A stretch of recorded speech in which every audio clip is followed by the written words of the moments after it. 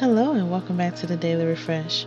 Our scripture for today comes from 1 Thessalonians chapter 5, verses 12 through 13, and it reads, Now we ask you, brothers and sisters, to acknowledge those who work hard among you, who care for you in the Lord, and who admonish you. Hold them in the highest regard and love because of their work. Live in peace with each other.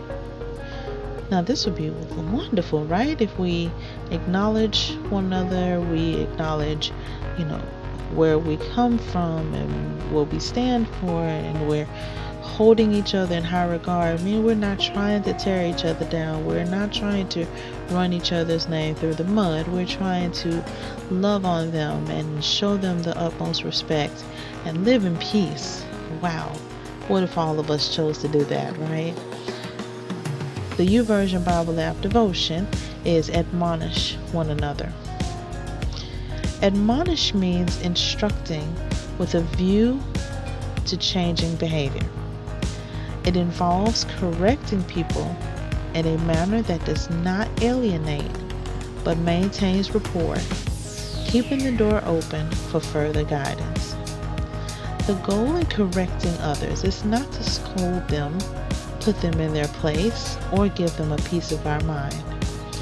Admonishment is about lovingly guiding them back on track because we all have blind spots in our behavior.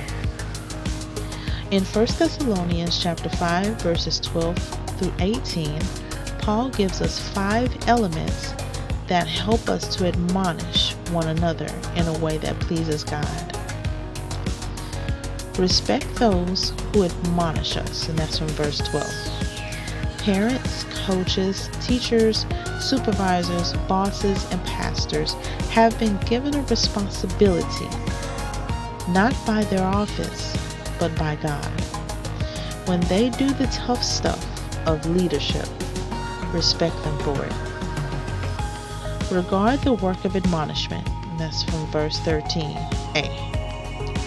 Paul writes to hold these people in the highest regard. We do this not because we like them, understand their perspective, or agree with them, but because of their work. They will be held accountable to God for how they led us. Retain the peace, and that's from verse 13b. The best way to show regard for those in our lives who are over us in the Lord is to live at peace with them and with one another. Reciprocate the care, and that's from verses 14 through 15. This is the second time Paul has used the word brothers, indicating that he is speaking to all believers, not just the leaders. All of us are to love each other, look out for each other, and stick with each other no matter what. Refocus on the best, and that's from verses 16 through 18. None of us like being admonished, and doing the correcting isn't usually fun either. So Paul reminds us to not stay stuck on the admonition, but to refocus on better things. We can have joy and give thanks in all circumstances, even when we are being corrected or having to admonish a fellow believer, because we understand that it is God's will that we help one another grow more and more into the image of Jesus. Admonishing one another is not easy for anybody, but it is one of the ways we keep our relationships healthy and fruitful. I pray that you will be able to be a good receiver of admonishment and an effective admonisher when called to do so.